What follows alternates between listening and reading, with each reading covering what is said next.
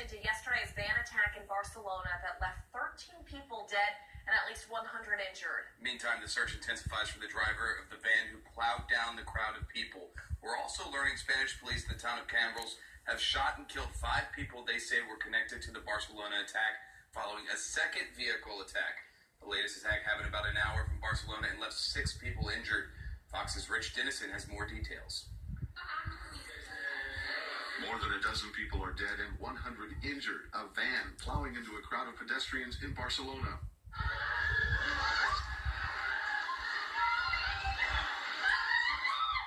Thursday's attack happened in the busy Las Ramblas district, popular with tourists and packed with restaurants and shops. Video shows chaos in the streets as people took cover in nearby stores or fled the scene. We saw all these people, tourists running with bags, moms, kids, everybody trying to find some shelter in some of the buildings around. So we didn't even know what was happening. We just saw like a massive amount of people trying to cover from something. Authorities now say police have killed 5 people in Cambrils, an hour away from Barcelona.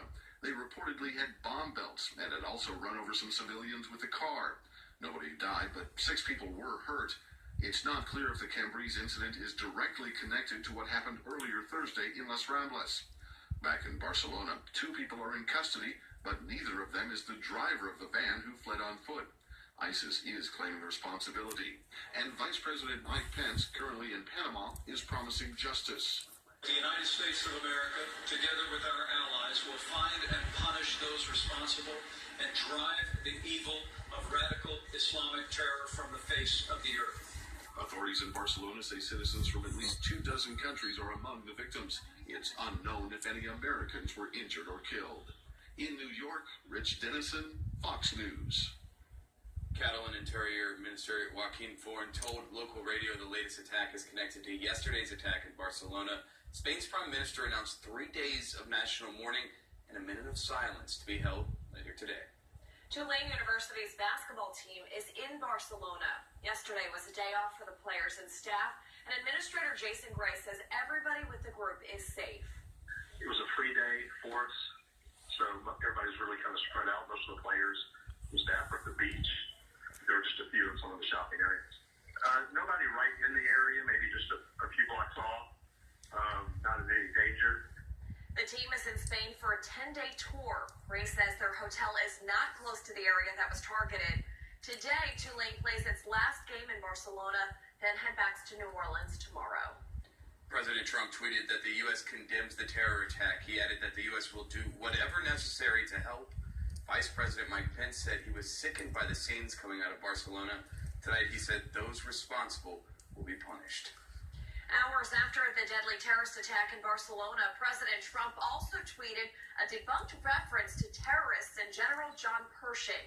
He wrote, "Study what General Pershing of the United States did to terrorists when caught. There was no more radical Islamic terror for 35 years. It was a story President Trump told on the campaign trail as well. General Pershing caught 50 terrorists in the Philippines in the early 1900s and shot them with bullets dipped in pig's blood." Well, construction work on Bourbon Street is severely behind schedule. Yeah, the areas under construction now are taking months longer than expected. Ryan Knockan tells us why the city now says the blocks of Bourbon that haven't been started yet won't see work anytime soon. Bourbon Street is busy year-round, but the summer months are said to be the historic hotspots and least busiest time of the year. So when the project to address drainage was announced to happen in the summer, business owners saw the move as a compromise. The Sewage and Water Board is going to improve the sewage line, so that's a good thing. That's the good side. But the bad side is that it affects our businesses. The businesses go down. The construction was initially supposed to overhaul 2 blocks every 2 months, from the 1 to 800 blocks of Bourbon Street. But the construction in the 1 and 300 blocks, which started in April, is still incomplete, leaving businesses at a disadvantage and losing revenue. You know, it's just like when they dug into the pyramids in Egypt, they didn't know what was inside until they got there. And I think that's the problem. They didn't expect everything to be in as bad a shape as it was in. And because of the conditions at the work site, the weather, and what the Department of Public Works calls unforeseen complexities, construction on the 5 to 800 blocks of Bourbon Street won't begin anytime soon. That they're going to stop at the 400 block and that they're going to, stop for the busy season. And then they're going to come back maybe in the slow season next year. It's the first time in nearly a century drainage has been addressed on Bourbon Street, and business owners say they understand delays and would rather the city pause before more businesses take a hit during the more popular times of the year. I hope when they start it up again that they have learned from all of their experiences with the problems where they can go smoother with the rest of the street whenever they plan to do it, because it did disrupt a lot of the businesses while the construction was going on. You want to stick to a certain time frame, especially on Bourbon. You don't want things to drag on. So I hope they have people who know what they're doing and they come in, do their business, and go out. That would be ideal. Ryan Knockan, Fox 8 News.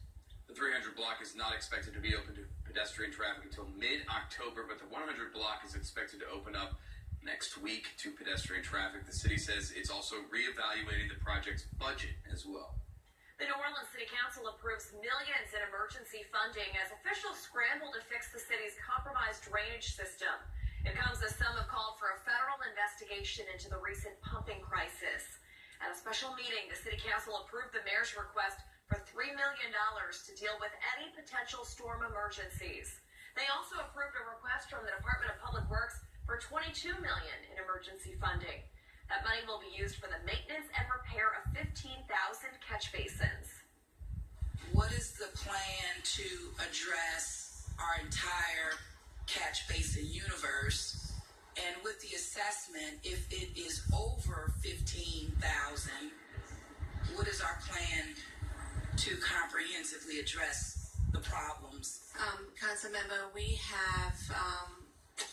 will need about $50 million to assess our whole minor drainage system. $50 million, you said? Yes, and that's just to assess it. City Councilman Jason Williams has also called for a forensic audit of all federal dollars that have come into New Orleans since Hurricane Katrina and how that money was spent. He says the public deserves answers. Frustrated New Orleanians also